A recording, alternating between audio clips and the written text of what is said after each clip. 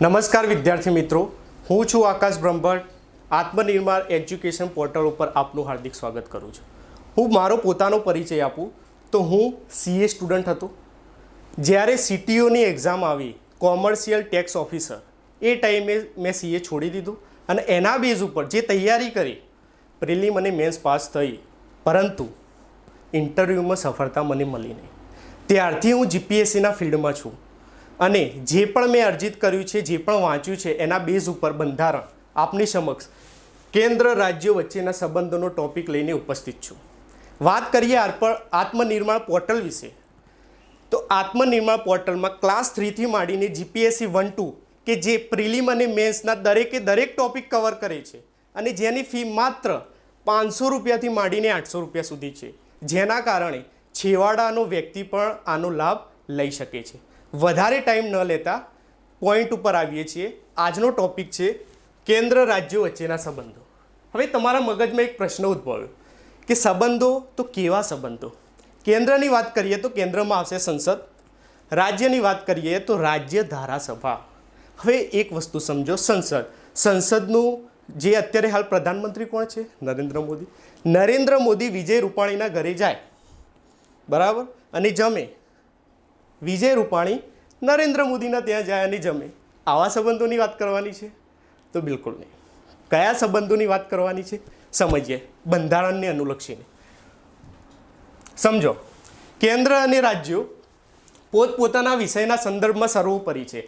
કયા કયા વિષયો છે એ આગળ આપણે જોઈએ છીએ. એક વસ્તુ સમજો, પોતપોતાના વિષયોમાં સર્વોપરી છે. ક્યારે? સામાન્ય સંજોગોમાં. હવે સામાન્ય સંજોગો કયા અને અસામાન્ય સંજોગો કયા, એ પણ આપણે ચર્ચા કરીશું. અત્યારે હાલ એક વસ્તુ સમજો કે કેન્દ્ર અને રાજ્યો પોતપોતાના વિષયમાં સર્વોપરી છે, પરંતુ પરસ્પર સહયોગ અને સહકાર વગર આ વસ્તુ શક્ય બનશે નહીં. તો એના માટે બંધારણે શું કર્યું? બંધારણે રાજ્યોના સંબંધોના અનુસંધાને વિભિન્ન મુદ્દાઓ ઉપર વ્યવસ્થા સ્થાપિત કરી. કયા કયા મુદ્દાઓ છે? આ જે કેન્દ્ર અને રાજ્યો વચ્ચેના સંબંધો છે એ કયા ટોપિક વિશે આપણે ચર્ચા કરીશું? તો 3 પોઈન્ટ છે. 3 પોઈન્ટ સમજ્યા એટલે સમજી લો કેન્દ્ર અને રાજ્યો વચ્ચેના સંબંધો આપણે સમજી ગયા. પ્રથમ પોઈન્ટ ધારાકીય સંબંધ, સેકન્ડ વન વહીવટી સંબંધ અને થર્ડ વન નાણાકીય સંબંધ. આ 3 સંબંધને આપણે સ્ટેપ બાય સ્ટેપ સમજીએ. પ્રથમ શું કહ્યું મેં? ધારાકીય સંબંધ. Let's do it.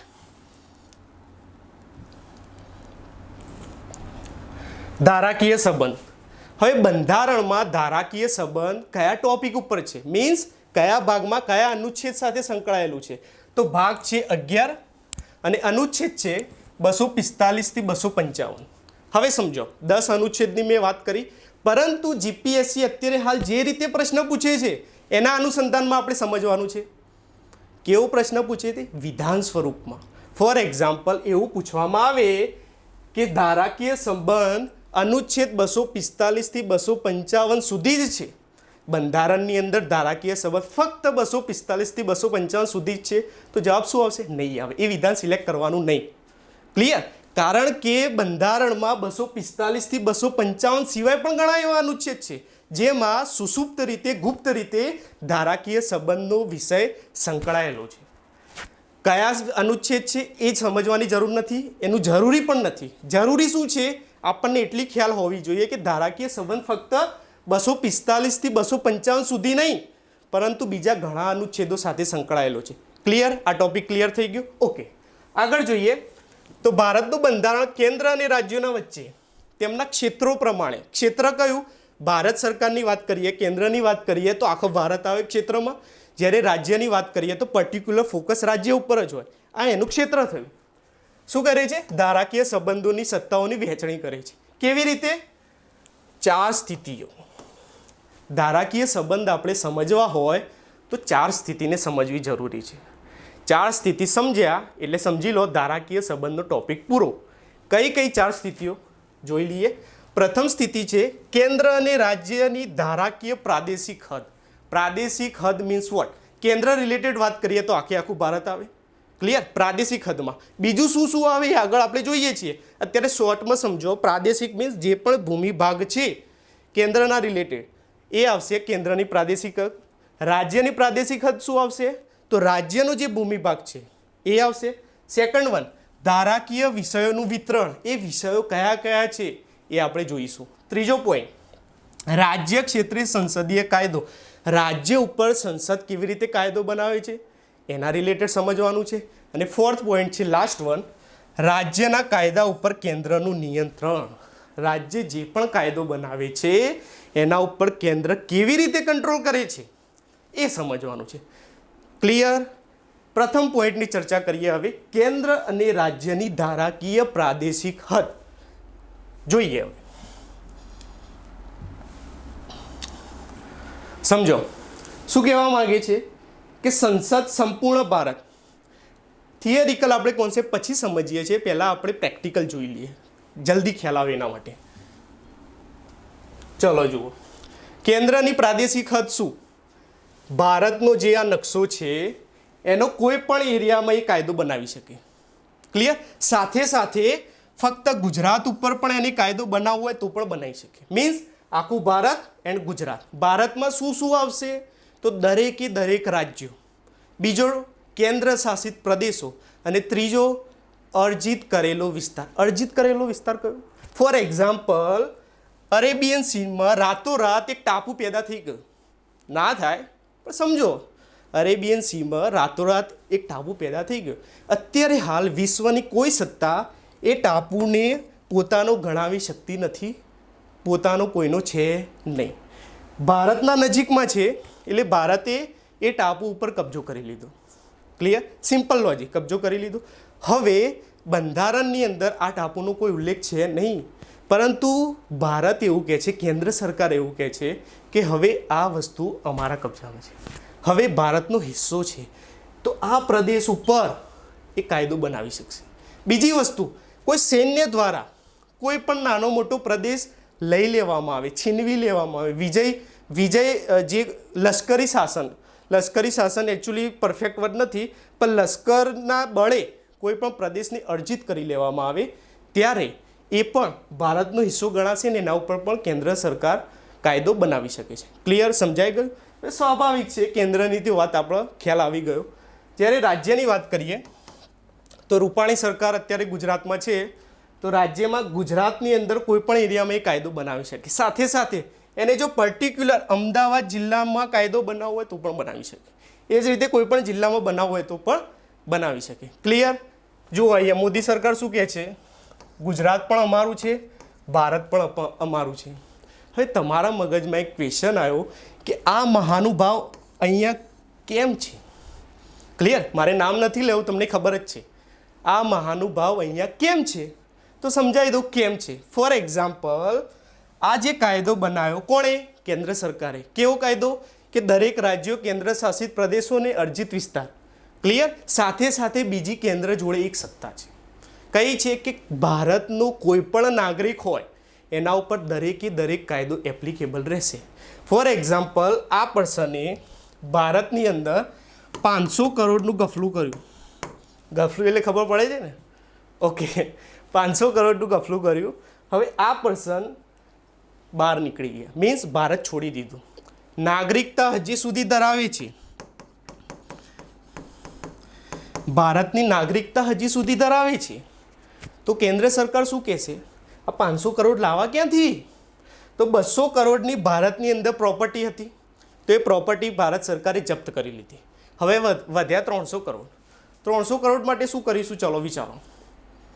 આ મહાનુભાવ ઇંગ્લેન્ડમાં જતા રહ્યા, સમજો બ્રિટન જતા રહ્યા, તો ભારત સરકાર સંસદની અંદર કાયદો બનાવશે અને એ કાયદો બ્રિટનને બતાવશે. કેવી રીતે? એવું કહેશે કે અમારા જોડેથી 500 કરોડનું ગફલું કર્યું છે આ પર્સને, 200 કરોડ અમે રિકવર કર્યા છે, પરંતુ 300 કરોડ બાકી છે. તો આ પર્સનની તમારા દેશમાં જે પ્રોપર્ટી છે એને સેલ આઉટ કરો, સીઝ કરો અને અમારી રિકવરી માટે મદદ કરો. આવું સંસદ કહી શકે, કેન્દ્ર સરકાર કહી શકે. ખ્યાલ આવી ગયો? ઓકે, હવે થિયરિકલ કોન્સેપ્ટ ઉપર જઈએ. દરેકે દરેક પોઈન્ટ વિશે ખ્યાલ આવી ગયો? ઓકે.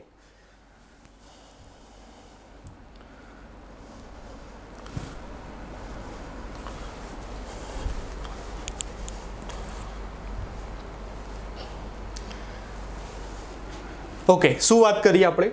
કે ભારત કોઈ પણ ક્ષેત્ર માટે કાયદો બનાવી શકે. વાત થઈ ગઈ.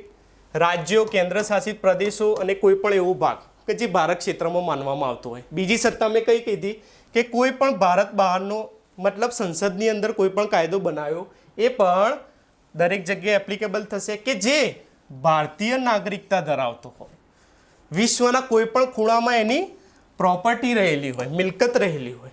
ક્લિયર. અને રાજ્ય વિધાનમંડળ વિશે મેં શું વાત કરી? વિધાનમંડળ અહીંયા શબ્દ મેં કેમ વાપર્યો છે?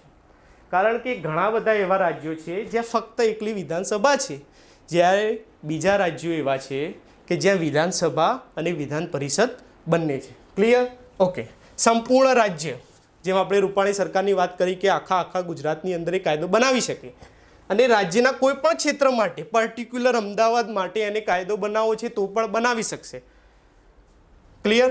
રાજ્ય વિધાનસભા દ્વારા નિર્મિત કાયદો રાજ્ય બહારના ક્ષેત્રમાં લાગુ પડતો નથી. મીન્સ રૂપાણી સરકારનો કાયદો રાજસ્થાનમાં લાગુ પડશે નહીં. શિવરાજસિંહ જે મધ્યપ્રદેશના સીએમ છે ત્યાં પણ લાગુ પડશે નહીં. સમજાઈ ગયું? ઓકે. હવે આગળ જોઈએ.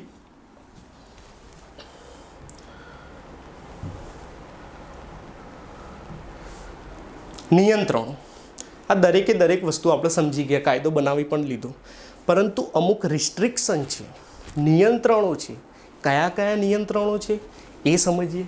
પ્રથમ શું છે કે રાષ્ટ્રપતિ 4 કેન્દ્ર શાસિત પ્રદેશોમાં શાંતિ, વિકાસ અને સુવ્યવસ્થિત વ્યવસ્થાપન માટે નિયમો બનાવી શકે. શું કહ્યું મેં? રાષ્ટ્રપતિ 4 કેન્દ્ર શાસિત પ્રદેશો. આ ચારે ચાર વસ્તુ ગોખી મારો. 4 કેન્દ્ર શાસિત પ્રદેશો રાતમાં પણ તમે ઉઠો ઊંઘમાંથી યાદ આવવા જોઈએ. કયા 4 જોઈ લઈએ. અંદમાન નિકોબાર ટાપુઓ, બીજો લક્ષદ્વીપ. જેને ખબર ના હોય તો હું કહી દઉં કે દમણ, દીવ અને દાદરા નગર હવેલી હવે એક જ યુટી છે. ક્લિયર. Union territory. કેન્દ્ર શાસિત પ્રદેશ એક જ છે, આ ભેગી કરી દેવામાં આવી. દમણ, દીવ અને દાદરા નગર હવેલી આ બે અલગ અલગ કેન્દ્ર શાસિત પ્રદેશો નથી. ક્લિયર. અને ચોથો છે લદ્દાખ. 4 વસ્તુ યાદ રાખો કે આ 4 જગ્યાએ રાષ્ટ્રપતિ કાયદો બનાવી શકશે. પરંતુ કેવી રીતે? તો 3 પોઈન્ટ મેં કહ્યા કે જ્યારે શાંતિના રિલેટેડ વાત હોય, વિકાસના રિલેટેડ વાત હોય અને સુવ્યવસ્થિત વ્યવસ્થાપનના રિલેટેડ વાત હોય, એ સંજોગોમાં રાષ્ટ્રપતિ 4 કેન્દ્ર શાસિત પ્રદેશો માટે કાયદો બનાવી શકશે. ક્લિયર. ઓકે. આગળ જોઈએ. આ પ્રકારે જે કાયદો બનાવવામાં આવ્યો રાષ્ટ્રપતિ દ્વારા, કે જે નિયમ બનાવવામાં આવ્યો એ સંસદે કાયદો બનાવ્યો હોય, સંસદે અધિનિયમ બનાવ્યો હોય એના સમકક્ષ રહેશે. એટલો પાવર છે, તમે જોઈ શકો છો. સમજી ગયા? બીજી વસ્તુ, સંઘ શાસિત પ્રદેશો. સંઘ શાસિત પ્રદેશો મીન્સ કેન્દ્ર શાસિત પ્રદેશો. એના માટે શું કીધું છે કે સંસદ દ્વારા જે પણ કાયદો બનાવવામાં આવે, બરાબર, સંસદ દ્વારા જે પણ કાયદો બનાવવામાં આવે એ વસ્તુ કેન્દ્ર શાસિત પ્રદેશમાં એપ્લિકેબલ થશે કે નહીં એ નિર્ણય કોણ કરશે? રાષ્ટ્રપતિ કરશે. ભલે સંસદ એવું કે નરેન્દ્ર મોદી આપણે એવું કહે કે મારા જોડે વધારે પાવર છે, પરંતુ અહીંયા રાષ્ટ્રપતિ શું કહેશે? અભી મેં જિંદા હું. કેન્દ્ર શાસિત પ્રદેશમાં તમારો કાયદો લાગુ પડશે કે નહીં પડે એ નિર્ણય હું કરીશ. ક્લિયર. હવે એક વસ્તુ સમજો, જ્યારે પણ કોઈ કાયદો બને છે એ કાયદાની અંદર સંશોધન કરવું હોય, બરાબર. ફોર એક્ઝામ્પલ, મોદી સરકારે એક નિર્ણય લીધો કે જેટલા પણ આખું મીન્સ કેન્દ્ર શાસિત પ્રદેશ, રાજ્યો અને અર્જિત વિસ્તાર દરેક માટે તો કાયદો સંસદ બનાવી શકશે. હવે એમના મગજમાં એક પોઈન્ટ આવી ગયો કે ભારતની અંદર જેટલા પણ જંગલો છે દરેકે દરેક વસ્તુને આપણે કટ કરી દઈએ, બરાબર. પરંતુ દરેકે દરેક વસ્તુ માનવી જ પડશે રાજ્યોને. તે રાષ્ટ્રપતિ શું કહેશે? કેન્દ્ર શાસિત પ્રદેશમાં આ વસ્તુ ચાલશે નહીં. અથવા જે પણ તમે વાત કરી દરેક જંગલોની, તો અમે 10% જંગલો જ કાપવાની મંજૂરી આપીશું. તો આને શું કહ્યું? જે પણ કાયદો હતો એમાં ફેરફાર કરાયો અને એપ્લિકેબલ કરાયો. અથવા રાષ્ટ્રપતિ આખે કાયદાને રદ કરી શકે. સમજાઈ ગયું? આ પાવર છે રાષ્ટ્રપતિ જોડે. શાના રિલેટેડ? તો કેન્દ્ર શાસિત પ્રદેશના રિલેટેડ. આગળ જોઈએ.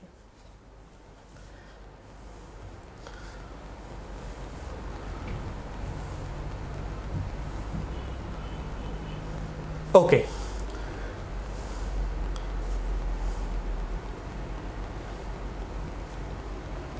બીજો અધિકાર, આ રાષ્ટ્રપતિની વાત કરી. રાજ્યપાલ જોડે શું અધિકાર છે એ પણ જોઈ લઈએ. તો રાજ્યપાલ પાસે એવો અધિકાર છે કે સંસદમાં જે પણ કાયદો પસાર થયો, બરાબર, એ રાજ્યની અંદર જો શિડ્યુલ એરિયા હોય, કયા શિડ્યુલ એરિયા, તો ત્યાં આગળ રાજ્યપાલ એવું કહેશે કે મને યોગ્ય લાગશે તો જ આ કાયદો એપ્લિકેબલ થશે. ક્લિયર? અથવા કાયદાને સંશોધિત કરશે, જે રાષ્ટ્રપતિ કરે છે એ જ પ્રમાણે. પણ રાજ્યપાલ જોડે કઈ સત્તા છે? તો શિડ્યુલ એરિયાના રિલેટેડ જ. બરાબર. બીજી કઈ સત્તા છે એ પણ જોઈ લઈએ કે આસામનો રાજ્યપાલ હોય, ક્લિયર, આસામનો રાજ્યપાલ હોય, એ સંસદ દ્વારા જે પણ કાયદો પસાર થયો એ ટ્રાઇબલ એરિયા જનજાતીય ક્ષેત્રની અંદર સેમ વસ્તુ શું કરશે? રદ કરાવશે, અથવા જે અલગ ક્લોઝ હોય, એક બે નિયમો હોય એને દૂર કરીને એપ્લિકેબલ કરાવશે. મીન્સ સંશોધિત પણ કરાવી શકશે અને રદ પણ કરાવી શકશે. આસામ રાજ્યપાલ કયા જગ્યાએ? Tribal area. ક્લિયર? બીજી વસ્તુ, રાજ્યપાલની આપણે વાત કરી શિડ્યુલ એરિયામાં તો પણ કરાવી શકીએ. બે વસ્તુ યાદ રાખજો, એક શિડ્યુલ એરિયા અને ટ્રાઇબલ એરિયા. આ રાજ્યપાલની વાત થઈ. હવે રાષ્ટ્રપતિ જોડે બીજી એક એડવાન્સ સત્તા છે. કેન્દ્ર શાસિત પ્રદેશોની તો આપણે સમજી લે. બીજી કઈ એડવાન્સ સત્તા છે કે જનજાતીય ક્ષેત્રો, જે આપણે વાત કરીએ ટ્રાઇબલ એરિયા, રાજ્યપાલ જોડે છે એ રાષ્ટ્રપતિ જોડે રહેવાની જ. બીજી વસ્તુ, બીજા કયા રાજ્યો છે? કેન્દ્ર શાસિત પ્રદેશો ખરા, જનજાતીય ક્ષેત્ર ખરું, રાજ્યો કયા? તો મેઘાલય, ત્રિપુરા અને મિઝોરમ. ક્લિયર? મેઘાલય, ત્રિપુરા અને મિઝોરમ, આ ત્રણ રાજ્યોમાં રાષ્ટ્રપતિ ઈચ્છશે તો જ તે કાયદો એપ્લિકેબલ થશે. ક્લિયર? ઓકે. બીજો પોઈન્ટ, પ્રથમ પોઈન્ટ આપણે વાત કરી ધારાકીય સભ્યની. હવે બીજો પોઈન્ટ પકડીએ કે ધારાકીય વિષયોનું વિતરણ અનુસૂચિ 7 પ્રમાણે કયા કયા વિષયો ક્યાં ક્યાં એપ્લિકેબલ થાય છે એના વિશે વાત કરવાની છે. ચલો, બંધારણમાં ત્રિસ્તરીય વ્યવસ્થા છે વિષયોની. જોઈએ કઈ કઈ છે. આ શું છે? સંસદ, કેન્દ્ર સરકાર. આ મોદી સરકારને જોઈને જલ્દી યાદ આવી જાય એટલે મૂક્યા છે. સંસદ કયા વિષયો ઉપર કાયદા બનાવી શકે? તો ટોટલ 98 વિષયો છે. પહેલા કેટલા હતા? તો 97. મેન વિષયો કયા છે એ જોઈ લઈએ. સંરક્ષણ, બેન્કિંગ, વિદેશી બાબતો, ચલણ, અણુ ઉર્જા, વીમો, સંચાર, વસ્તી ગણતરી અને ઓડિટ. ક્લિયર? આ મેન ટોપિકો છે. કયા કયા મેં કયા? સંરક્ષણ, બેન્કિંગ, વિદેશી બાબતો, ચલણ, અણુ ઉર્જા, વીમો, સંચાર, વસ્તી ગણતરી અને ઓડિટ. આ દરેકે દરેક ઉપર કાયદો સંસદ બનાવશે. રાજ્યની વાત કરીએ તો અત્યારે હાલ 59 વિષયો છે. પહેલાં કેટલા હતા? તો 66. કયા કયા મેન વિષયો છે તો જોઈ લઈએ. જાહેર હુકમ, પોલીસ, આરોગ્ય અને સ્વચ્છતા, ખેતી, એગ્રીકલ્ચર, જેલ, સ્થાનિક સરકાર. સ્થાનિક સરકારમાં શું આવે? નગરપાલિકા, પંચાયત. બરાબર, આ બધું શું કહેવાય? સ્થાનિક સરકાર. માછીમારી, ફિશરીઝ, બજાર, માર્કેટ, થિયેટર અને જુગાર. આ દરેકે દરેક પોઈન્ટ છે રાજ્યના. અને હવે જોઈએ સંયુક્ત, મીન્સ સંસદ પણ કરશે અને રાજ્ય પણ કરશે. કયા છે સંયુક્તમાં? ટોટલ 52 વિષયો છે. પહેલાં કેટલા હતા? તો 47 હતા. આની અંદર મેન પોઈન્ટો કયા છે? ગુનાહિત કાયદો અને પ્રક્રિયા. શું કહ્યું મેં? ગુનાહિત કાયદો અને પ્રક્રિયા. કોઈ પણ ગુનો થાય છે, જ્યારે પોલીસ અસક્ષમ થઈ જાય છે ત્યારે સીબીઆઈ આવે છે. સમજાય છે? ક્યાંથી આવે છે? કેન્દ્રમાંથી જ આવે છે ને. તો સંયુક્તની અંદર આ ટોપિક છે ગુનાહિત કાયદો અને પ્રક્રિયા, એના લીધે સીબીઆઈ આવે છે. સમજાઈ ગયું? દીવાની પ્રક્રિયા, લગ્ન અને છૂટાછેડા, ટ્રિપલ તલાકનો જે કાયદો બનાવ્યો કેન્દ્ર સરકારે એ આ પોઈન્ટના બેઝ ઉપર બનાવે છે. વસ્તી નિયંત્રણ અને કુટુંબ નિયોજન. અત્યારે હાલ ન્યૂઝ ચેનલમાં બહુ ચાલે છે કે મોદી સરકાર ટૂંક સમયમાં વસ્તી નિયંત્રણ ઉપર કાયદો લાવશે. તો શાના બેઝ ઉપર લાવશે? સંયુક્ત યાદીમાં છે એટલે લાવશે. વીજળી, મજૂર કલ્યાણ. ક્લિયર? આર્થિક અને સામાજિક આયોજન, સાથે સાથે ન્યૂઝપેપર જે સમાચાર પત્રો છે એ પણ સંયુક્ત યાદીમાં છે. પુસ્તકો અને છાપકામ પ્રેસ પણ સંયુક્ત યાદીમાં છે. ક્લિયર મિત્રો? આ મેન ટોપિક છે. દરેકે દરેક વિષયોના દરેક ટોપિક યાદ રાખવા જરૂરી નથી. આ મેન ટોપિક યાદ રાખશો, ઇટ્સ ઓકે. આગળ જોઈએ. હવે આ તો વિષયોની વાત કરી, પણ દરેક વસ્તુ આપણે સમજવાની છે. સંસદ, રાજ્ય અને સંયુક્ત સમજીએ સ્ટેપ બાય સ્ટેપ. પ્રથમ પોઈન્ટ, સંઘ સૂચિમાં સંબંધિત બાબતો પર કાયદો બનાવવાની સંસદને વિશિષ્ટ સત્તા. આ શબ્દ યાદ રાખજો, વિશિષ્ટ સત્તા. સંસદ જોડે વિશિષ્ટ સત્તા છે અને રાજ્ય જોડે સામાન્ય ઔપચારિકતા છે.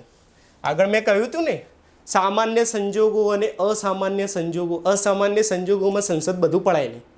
કેવી રીતે એ બધું જોઈશું. અત્યારે હાલ એટલું યાદ રાખજો કે સંસદ જોડે વિશિષ્ટ સત્તા અને રાજ્ય જોડે સામાન્ય ઔપચારિકતા. ક્લિયર? ઓકે. હવે જોઈએ સંયુક્ત યાદીના રિલેટેડ. તો આગળ વાત કરી તેમ કેન્દ્ર અને રાજ્યો બનાવી શકે સંયુક્ત યાદી ઉપર. 42મો બંધારણીય સુધારો 1976. આ યાદ રાખો. કેમ યાદ રાખવાનું છે? કારણ કે અહીંયા કંઈક નાટક થયું છે. શું થયું છે કે 5 રાજ્ય યાદીના વિષયો ઉઠાવીને સંયુક્ત યાદીમાં મૂક્યા છે. તો આ 5 વિષયો યાદ રાખવાના અને એ યાદ રાખવાનું કે ક્યારે થયું. તો 42મા બંધારણીય સુધારામાં 1976માં. ક્લિયર? સમજો. હવે 5 વિષયો કયા કયા 5 વિષયો છે જે સંયુક્ત યાદીમાં સ્થાન ધરાવે છે? પહેલા હતા રાજ્ય યાદીમાં શિક્ષણ. ક્લિયર? બીજી વસ્તુ જંગલો. ત્રીજી તોલમાપ. ચોથી જંગલો, જંગલી પશુઓ અને પક્ષીઓનું સંરક્ષણ. ક્લિયર? અને લાસ્ટ વન ન્યાય વહીવટ.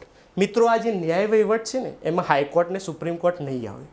એક વસ્તુ યાદ રાખજો, ન્યાય વહીવટના રિલેટેડ કોઈ પણ કાઉન્સિલની રચના થાય કે કોઈ પણ વસ્તુ હોય, પરંતુ HC અને SC મીન્સ હાઈકોર્ટ અને સુપ્રીમ કોર્ટ ન્યાય વહીવટ ક્ષેત્રમાં નહીં આવે. એનું એક અલગ પોર્શન છે, એ આપણે જોઈશું. અત્યારે એક વસ્તુ યાદ રાખો, 5 વિષયો એડ કરવામાં આવ્યા: શિક્ષણ, જંગલો, તોલમાપ, જંગલી પશુઓ અને પક્ષીઓનું સંરક્ષણ અને લાસ્ટ વન ન્યાય વહીવટ. હવે જ સમજીએ સંસદ શું કરી શકે.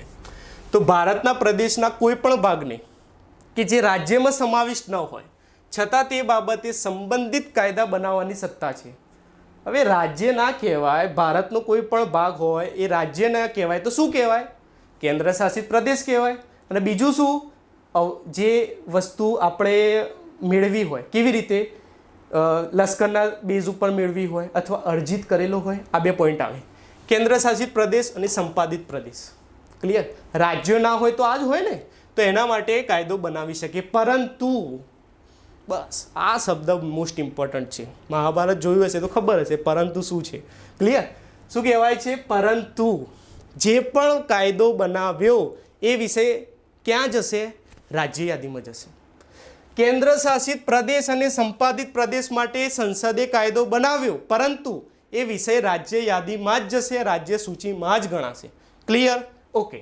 આગળ જોઈએ 2016માં શું આવ્યું? GST. ખબર જ છે ને? ઓકે. કયો બંધારણીય સુધારો? 101મો બંધારણીય સુધારો. એની અંદર માલ અને સેવા કર મીન્સ GST એના સંદર્ભે ખાસ જોગવાઈ કરવામાં આવી. શું જોગવાઈ કરવામાં આવી? અત્યાર સુધી કોઈ પણ કર સંયુક્ત યાદીમાં હતો નહીં. GST આવી ગયો સંયુક્ત યાદીમાં. આ વસ્તુ યાદ રાખજો. બંધારણીય સુધારો 101 2016માં. બીજી વસ્તુ, સંસદ પાસે વિશિષ્ટ સત્તા છે. આગળ આપણે વાત કરી સંસદ જોડે વિશિષ્ટ સત્તા, રાજ્ય જોડે સામાન્ય ઔપચારિકતા. શું છે વિશિષ્ટ સત્તા? કે જે માલ અથવા સેવાઓ મીન્સ ગુડ્સ અથવા સર્વિસ અથવા બંને, ગુડ્સ એન્ડ સર્વિસ બંને, એના બેઝ ઉપર શું કહે છે કે પુરવઠો જે આંતરરાજ્ય વેપાર થાય છે એના રિલેટેડ કાયદો કોણ બનાવશે? સંસદ બનાવશે. ફોર એક્ઝામ્પલ, ગુજરાતની અંદર કોઈ પણ કંપની છે, કોઈ પણ માલનું પ્રોડક્શન કરે છે, બરાબર? એનો જે પુરવઠો હોય, ગોડાઉન હોય, એના બેઝ ઉપર કાયદો બનાવવાની સત્તા કોની? તો સંસદની. ક્લિયર? કેમ? કારણ કે સંસદ જોડે વિશિષ્ટ સત્તા છે અને આંતરરાજ્ય વેપાર કરે છે એ કંપની. મીન્સ એ જે પુરવઠો છે એને મહારાષ્ટ્ર, મધ્યપ્રદેશ, રાજસ્થાન આવી કોઈ જગ્યાએ વેચવાની વાત છે. ખબર પડી ગઈ કે જે પણ પુરવઠો આંતરરાજ્ય વેપાર સાથે સંલગ્ન હોય એ પુરવઠાના બેઝ ઉપર કાયદો કોણ બનાવશે? સંસદ બનાવશે. ક્લિયર? ઓકે. હવે વાત કરીએ નિવાસી વિષયો. નિવાસી વિષયો મીન્સ કે જે વિષયો કેન્દ્રમાં પણ નથી, મીન્સ સંઘ સૂચિમાં નથી, રાજ્ય સૂચિમાં નથી અને સંયુક્ત સૂચિમાં પણ નથી. આવા વિષયોનું શું કરીશું? તો બંધારણે કીધું છે કંઈ કરવાની જરૂર નથી. આ વિષયો સંસદને સોંપી દેવામાં આવે છે. કારણ જે પણ વિષયો છે એના ઉપર સંસદની સત્તા રહેશે, સંસદ કાયદો બનાવશે. ક્લિયર? ઓકે.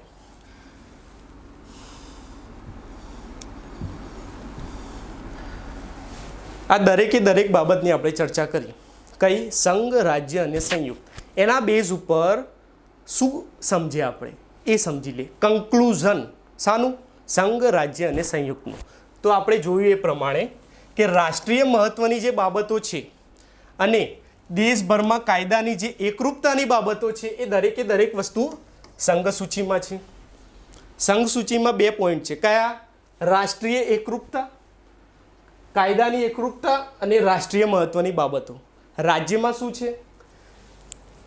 વિવિધતાના હિતની મંજૂરી આપે છે કે જે પ્રાદેશિક અને સ્થાનિક મહત્વની બાબતો છે એ વિવિધતાના હિતની મંજૂરી આપે છે. આ દરેકે દરેક પોઈન્ટો છે રાજ્યમાં. અને સંયુક્તની અંદર શું છે કે દેશભરમાં જે કાયદાની એકરૂપતા ઈચ્છનીય છે, કે જે આપણે વિચારીએ છીએ કે આ થવું જોઈએ, ઈચ્છનીય પરંતુ આવશ્યક નથી, જરૂરી નથી. આ બધી બાબતો શામાં છે?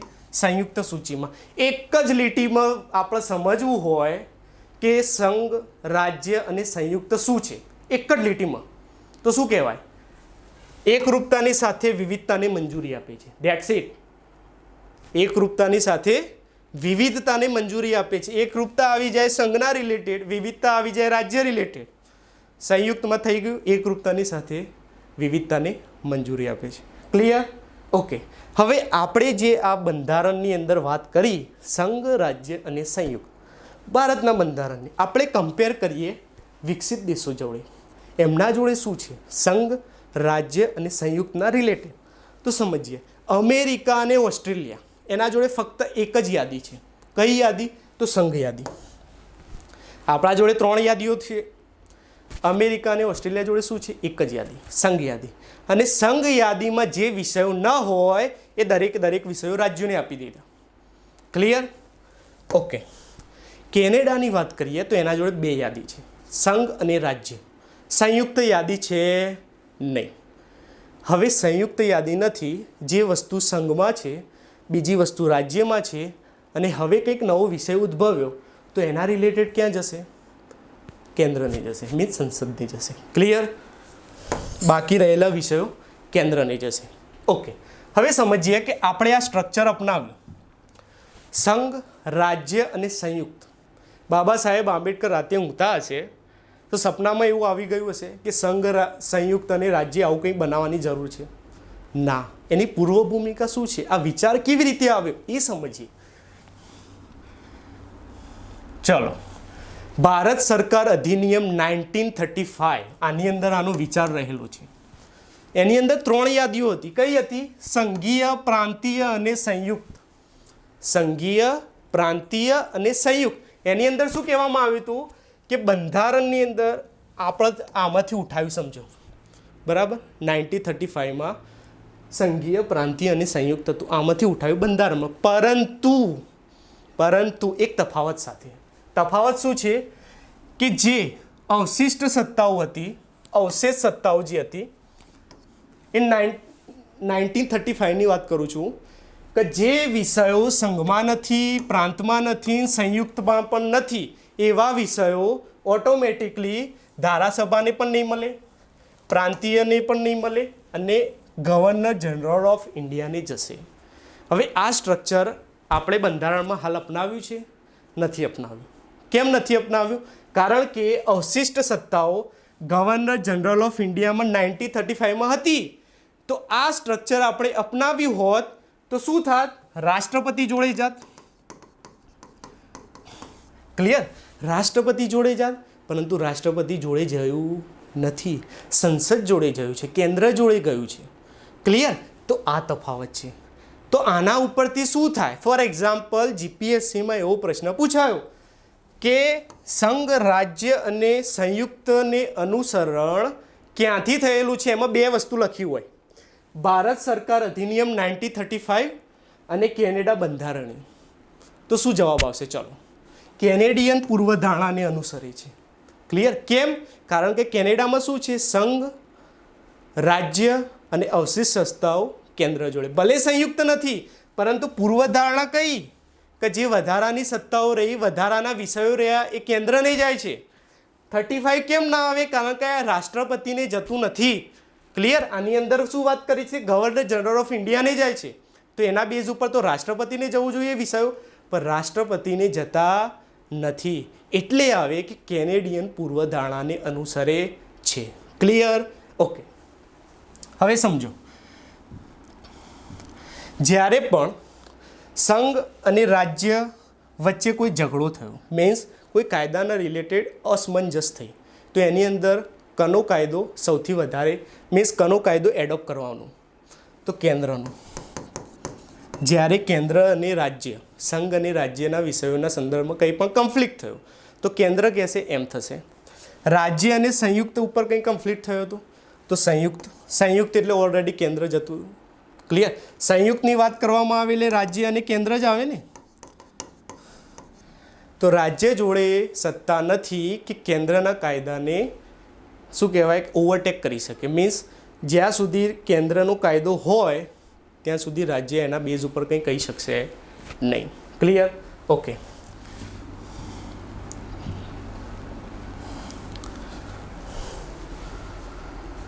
હવે સમજો, આપણે આ વસ્તુ સમજ્યા, સંઘ, રાજ્ય અને સંયુક્ત.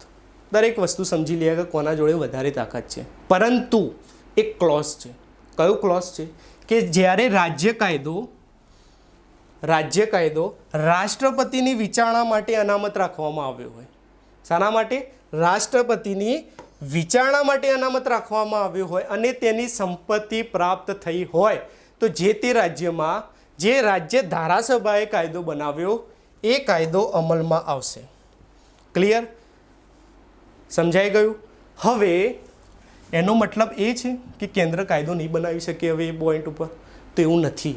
જોઈ લઈએ શું કહેવામાં આવે છે. સંસદ એ વિષય ઉપર કાયદો બનાવીને રાજ્યના કાયદાને ઓવરરાઇડ કરવા સક્ષમ છે. ક્લિયર? મીન્સ ફરીથી વાત આવી સંસદની. સંસદ જોડે પાવર સુપ્રીમ છે. ક્લિયર? વિશિષ્ટ સત્તા છે, કંઈ પણ કરી શકે. ઓકે. ત્રીજો પોઈન્ટ છે રાજ્ય ક્ષેત્રે સંસદીય કાયદો. આપણે કારોબારી સંબંધની વાત કરીએ છીએ. 2 પોઈન્ટ પૂરા થયા. ત્રીજો પોઈન્ટ આવ્યો રાજ્ય ક્ષેત્રે સંસદીય કાયદો. સંસદીય કાયદો કયો? તો સમજો, કેન્દ્ર અને રાજ્યો વચ્ચે કારોબારી સત્તાઓના વિતરણની જે પણ આ યોજનાઓ આપણે જોઈ આગળ, એ યોજનાઓના સામાન્ય સમયમાં, સામાન્ય સમય કયો? કે દરેક વસ્તુ શાંતિથી ચાલી જાય છે એની વાત છે. અને મેં કહ્યું હતું ને, અસામાન્ય સંજોગો તો આવી ગયા. જોઈ લો શું કહે છે. અસામાન્ય સમયમાં વિતરણની યોજનામાં ફેરફાર થાય છે. કયા અસામાન્ય સમય એ પણ જોઈએ. શું કહેવામાં આવે છે? અથવા રદ કરવામાં આવે છે. મીન્સ જે પણ કાયદો હોય એની અંદર ફેરફાર થશે અથવા કાયદો રદ થશે. ક્યારે? અસામાન્ય સંજોગોમાં. કયા સંજોગો? જોઈ લઈએ. સરળ શબ્દોમાં સમજવું હોય આને તો શું કહેવાય કે 5 એવા સંજોગો છે જેના બેઝ ઉપર સંસદ રાજ્ય સૂચિમાં જણાવેલા કોઈ પણ કાયદા ઉપર મોહર લગાવી શકે. કોઈ પણ રાજ્ય સૂચિમાં જે પણ વિષય હોય એના ઉપર કાયદો બનાવી શકે. એવા 5 સંજોગો છે. કયા કયા 5 સંજોગો? જોઈ લઈએ. પ્રથમ, કે જ્યારે રાજ્યસભા ઠરાવ પસાર કરે. જોયા? આ કોણ છે? વેંકૈયા નાયડુ. વેંકૈયા નાયડુ નક્કી કરે અને ઠરાવ પસાર કરી દે એટલે સંસદ કાયદો બનાવી દે? એવું ના. તો શું હોય? રાજ્યસભાની અંદર જેટલા પણ સભ્યો છે એમાંથી 2/3 સભ્યો સંમતિ આપવા જોઈએ. ક્લિયર? 2/3 સભ્યો સંમતિ આપવા જોઈએ, સમર્થન કરવા જોઈએ. ત્યારે સંસદ રાજ્ય સૂચિમાં રહેલો કોઈ પણ કાયદા ઉપર, કોઈ પણ વિષય ઉપર કાયદો બનાવી શકે. હવે સમજો, રાજ્યસભાના મગજમાં એવું આવ્યું અને કહી દેશે કે રાજ્ય સૂચિ ઉપર તમે કાયદો બનાવો? તો ના. ક્યારે કહેશે? કે જ્યારે રાજ્યસભાએ એવું સાબિત કર્યું કે એ રાષ્ટ્રના હિતમાં જરૂરી છે. ક્લિયર? રાષ્ટ્રહિત શું એ રાજ્યસભાને ખબર. આપણે શું યાદ રાખવાનું કે રાષ્ટ્રહિત. રાજ્યસભાએ નક્કી કર્યું કે રાષ્ટ્રહિત માટે કાયદો બનાવવો જરૂરી છે તો બનાવી દેવાનો કાયદો. કોણ બનાવશે? સંસદ બનાવશે. ક્લિયર? ઓકે. બીજી વસ્તુ, વેંકૈયા નાયડુ કહેશે તો બનાવશે, અધ્યક્ષ કહેશે તો બનાવશે? તો ના. 2/3 સભ્યો હાજર અને મતદાન થવું જોઈએ. ક્લિયર? ઓકે. હવે આ જોગવાઈ શું કહે છે કે રાજ્યસભાએ કહ્યું કે રાજ્ય વિષય ઉપર આપણે કાયદો બનાવીએ તો તો એનો મતલબ એ થયો કે એ વિષય ઉપર વિધાનસભા કાયદો બનાવી ના શકે? તો ના, રાજ્ય વિધાનસભા એ બાબત ઉપર કાયદો બનાવી શકે. મીન્સ વિધાનસભાને પ્રતિબંધિત કરવામાં આવી નથી. ક્લિયર? ઓકે.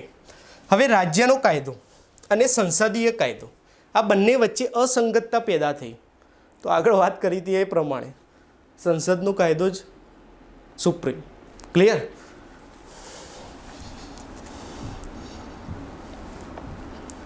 બીજો પોઈન્ટ, પહેલો પોઈન્ટ કયો મેં કે જ્યારે રાજ્યસભા ઠરાવ પસાર કરે ત્યારે. બીજો પોઈન્ટ કયો કે રાષ્ટ્રીય કટોકટી જાહેર થાય ત્યારે.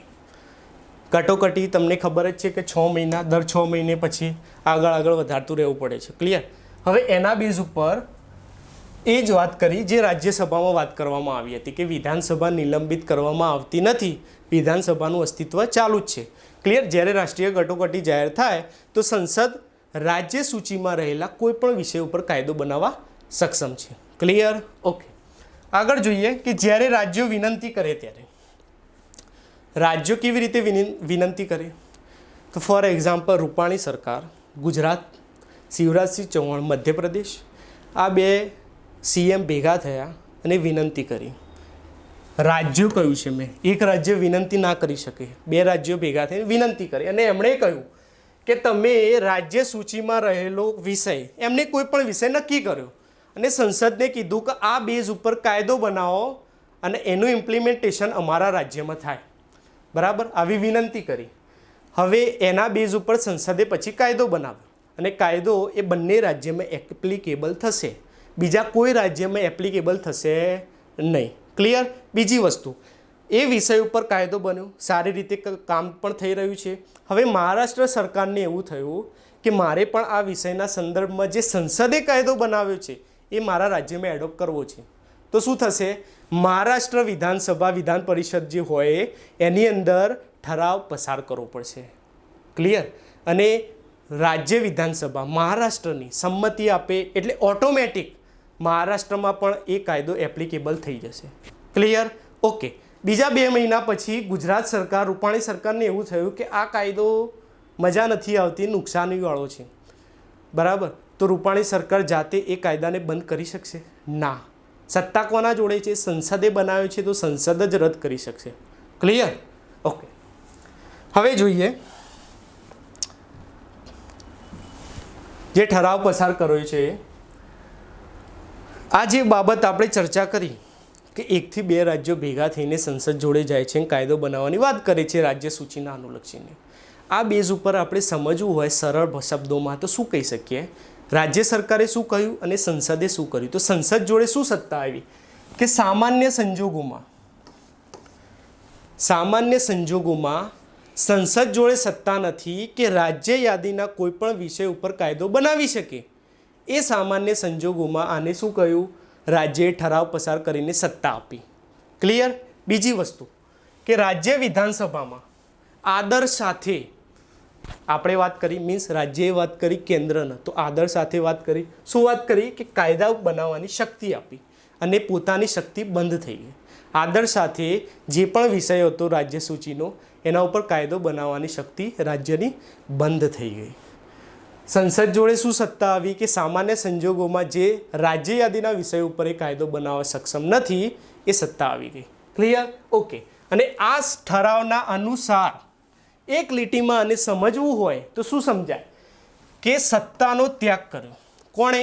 રાજ્યએ. કારણ કે રાજ્ય જોડે સત્તા હતી છતાં એને સત્તાનો ત્યાગ કર્યો અથવા શરણાગતિ તરીકે કામ કર્યું. શરણાગતિ સ્વીકારી લીધી.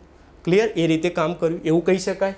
અને તે સંપૂર્ણ રીતે સંસદના હાથમાં મૂકવામાં આવી. મીન્સ હવે એ કાયદો કોણ બનાવશે? સંસદ બનાવશે. પછી એ કાયદો એડોપ્ટ જ કરવાનું રહ્યું, કોઈ ચર્ચા નહીં, રદ બી નહીં થાય, દરેકે દરેક વસ્તુ સંસદ પછી કરશે. હવે આ જે સ્ટ્રક્ચર છે એ સ્ટ્રક્ચરમાં કયા કયા કાયદા અત્યાર સુધી બની ગયા એ જોવાના છે. તો 5 છે. Price competition act 1995, second one wild life protection act 1972, third one water prevention and control of population act 1974, fourth one urban land ceiling and regulation act 1976 and last one transplantation of human organ act 1994. आ पांचे पांच वस्तु याद रखवानी छे कारण के संयुक्त राज्यों एक बेथी वधारे राज्यों भेगा थईने जे पण कायदा अत्यार सुधी बनाया छे संसद द्वारा तो आ पांच कायदाओ छे. क्लियर? ओके. आगळ जोईए हवे आंतरराष्ट्रीय करारोने लागू करवा माटे. आंतरराष्ट्रीय करारो केवा समझो. फॉर एक्जाम्पल मोदी सरकारने इच्छा थी अमेरिकानी कोई कंपनीने लैंड आपवानी. समझाय छे हूँ शुं कहेवा मागुं छुं? मोदी सरकारने इच्छा थई अमेरिकानी कोई कंपनीने लैंड आपवानी अने एने लैंड आपवी छे गुजरात स्टेटमांथी. समझो शामांथी? गुजरात स्टेटमांथी. तो मोदी सरकार रूपाणी सरकारने पूछशे कि मारे गुजरातमांथी जमीन आपवी के न आपवी? नहीं पूछे. शुं करशे? संसदमां कायदो बनावी, ठराव पसार करी देवामां आवशे અને એના બેઝ ઉપર ગુજરાતની જમીન ફોરેન કંપનીને મળી જશે. આવી જો કંટ્રોલ સંસદનું. બીજી વસ્તુ કોઈ પણ પ્રોગ્રામ કરવો છે ગુજરાતમાં, જેમ આપણે વાત કરી નમસ્તે ટ્રમ્પ, ક્લિયર? એ કયા બેઝ ઉપર થયું? તો સંસદ જોડે સત્તા છે, કોઈ પણ સંમેલન પણ કરી શકે અને રૂપાણી સરકારને પૂછવાની જરૂર નથી. મોટેરા સ્ટેડિયમમાં નમસ્તે ટ્રમ્પ કાર્યક્રમ થયો, ભવ્ય સંમેલન થયું, કયા બેઝ ઉપર થયું? સંસદ જોડે સત્તા છે. क्लियर? तो संसद गमे ते करी शके. समझी गया? क्या बेज पर? आंतरराष्ट्रीय करारों ने लागू करवा माटे. ये आंतरराष्ट्रीय फंक्शन ज हतुं. कोईपण करार थया छे के वॉटेवर कोईपण जलसो करवामां आवे, गमे ते करवामां आवे, संसद बधुं ज करी शके. आखा भारतमां कोईपण राज्य सरकारने पूछवानी जरूर नथी. क्लियर? हवे आना बेज पर कया कया कायदा बन्या छे ए जोई लईए. प्रथम छे United Nation privilege and immunities act 1947. 3 कायदाओ छे. बीजो छे जिनीवा कन्वेन्शन एक्ट 1960 અને ત્રીજો છે એન્ટી હાઇજેનિક એક્ટ 1982. ક્લિયર? પહેલામાં 5 કાયદા હતા, આમાં 3 કાયદા છે. ક્લિયર? ઓકે. અને લાસ્ટ વન શું કરવાનું? રાષ્ટ્રપતિ શાસન. રાષ્ટ્રપતિ શાસન લાગુ થઈ જાય એટલે દરેકે દરેક સત્તા આવી જાય સંસદ જોડે. ક્લિયર? કેવી રીતે? તો સમજીએ. જે તે રાજ્યના સંબંધમાં જ્યારે રાષ્ટ્રપતિ શાસન લાગુ થાય છે તો કોઈ પણ બાબતે કાયદો બનાવી શકે કોણ? સંસદ. કાયદો રાષ્ટ્રપતિના શાસન પૂરું થયા પછી પણ ચાલુ રહેશે. કેવી રીતે ચાલુ રહેશે તો સમજીએ. ફોર એક્ઝામ્પલ જાન્યુઆરીમાં રાષ્ટ્રપતિ શાસન લાગુ થયું ગુજરાતમાં, બરાબર? સમજો ઉદાહરણ તરીકે. હવે જાન્યુઆરીમાં લાગુ થયું, એના પછી 9 મહિના એપ્રોક્સ ચાલ્યું. ઓક્ટોબર સુધી ચાલ્યું. અહીંયા રાષ્ટ્રપતિ શાસન પૂરું થાય છે. હવે અહીંયા જે પૂરું થયું ઓક્ટોબર સુધી, તો રાષ્ટ્રપતિએ જે કાયદો બનાવ્યો હતો, જે સંસદે કાયદો બનાવ્યો હતો, એ રદ થઈ જશે? ના થાય. કેમ ના થાય? કારણ કે અહીંયા વાત કરવામાં આવી છે કે જ્યાં સુધી, શું કહ્યું મેં? જ્યાં સુધી, જસ્ટ અ મિનિટ, જ્યાં સુધી ફાઇનાન્શિયલ યર પૂરું ના થાય ત્યાં સુધી આ કાયદો ચાલુ રહેશે. હવે ઓક્ટોબર હોય, ફોર એક્ઝામ્પલ અહીંયા જાન્યુઆરી 2020 સમજીએ આપણે. ઓક્ટોબર 2020માં રાષ્ટ્રપતિ શાસન પૂરું થયું તો અહીંયા પૂરું નહીં થાય, પરંતુ માર્ચ 2021માં રાષ્ટ્રપતિનો અથવા સંસદે જે કાયદો બનાવ્યો ને એ પૂરો થશે. જે તે ફાઇનાન્શિયલ યર ઓક્ટોબર 2020 એટલે 2021નું ફાઇનાન્શિયલ યર ચાલુ હોય તો જ્યાં સુધી માર્ચ નહીં આવે ને ત્યાં સુધી કાયદો ચાલુ રહેશે. સમજાઈ ગયું? ચલો આગળ જોઈએ. હવે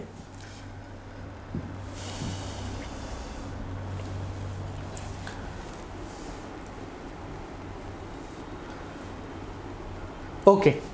હવે આ કાયદાને રાષ્ટ્રપતિ દ્વારા, રાજ્ય વિધાનસભા દ્વારા ફરીથી કાયદો બનાવી શકાય અથવા એને રદ કરી શકાય. ક્લિયર? ઓકે. આગળ જોઈએ લાસ્ટ પોઈન્ટ કે રાજ્યના કાયદા ઉપર કેન્દ્રનું નિયંત્રણ. રાજ્યના કાયદા ઉપર કેન્દ્રનું નિયંત્રણ શું છે? તો રાજ્યપાલ રાજ્યના વિધાનસભા દ્વારા જે પસાર કરેલ ચોક્કસ પ્રકારનું બિલ હોય એને અનામત રાખી શકે અને રાષ્ટ્રપતિને તેમના ઉપર સંપૂર્ણ વીટો મળી રહેશે. કેવી રીતે સમજો. શું વાત કરી? રાજ્યના કાયદા ઉપર કેન્દ્રનું નિયંત્રણ. રાજ્યપાલની નિમણૂક કોણ કરે? કેન્દ્રથી થવાની. સમજો હવે કે જ્યારે પણ વિધાનસભામાં કોઈ બિલ પસાર થયું, ચોક્કસ પ્રકારનું બિલ પસાર થયું, એ બિલ રાષ્ટ્રપતિ અનામત રાખી શકે. પહેલાં તો રાજ્યપાલ અનામત રાખે, પછી એ મોકલાઈ દેશે રાષ્ટ્રપતિ જોડે, રાષ્ટ્રપતિ અનામત રાખે અને રાષ્ટ્રપતિ જોડે વીટો પાવર છે. ક્લિયર? એ કોઈ પણ વસ્તુ કરી શકે. તો એક ટાઈપનું શું થયું? કેન્દ્રનું નિયંત્રણ થયું રાજ્ય ઉપર. સમજાઈ ગયું? આગળ જોઈએ હવે.